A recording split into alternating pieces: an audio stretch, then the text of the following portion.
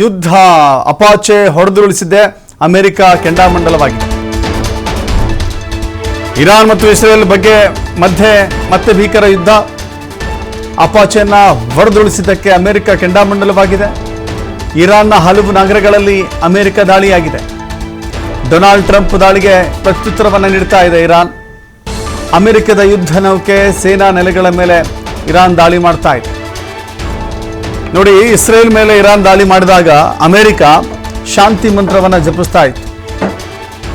ಇಸ್ರೇಲ್ನ ನೆತನ್ಯಾಹುಗೆ Trump ಹೇಳ್ತಾ ಇತ್ತು, ಯಾವ ಕಾರಣಕ್ಕೂ ಕೂಡ ಪ್ರತಿದಾಳಿಯನ್ನ ಮಾಡಬೇಡಿ, ಇರಾನ್ ಮೇಲೆ ಪ್ರತಿದಾಳಿ ಮಾಡಬೇಡಿ ಅಂತ ಹೇಳಿ ಶಾಂತಿ ಮಂತ್ರವನ್ನು ಜಪಿಸ್ತಾ ಇತ್ತು.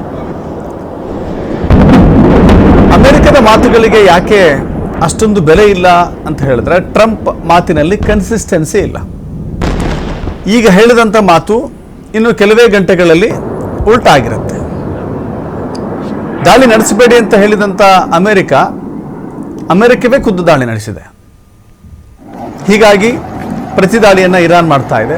ಅಪಾಚೆಯನ್ನು ಹೊಡೆದುರುಳಿಸಿದ್ದಾರೆ ಇರಾನ್ನ ಸೇನೆ. ಹೀಗಾಗಿ ಇರಾನ್ ದಾಳಿಗೆ America ಕುಪಿತಗೊಂಡಿದೆ. Get down! Leveling the whole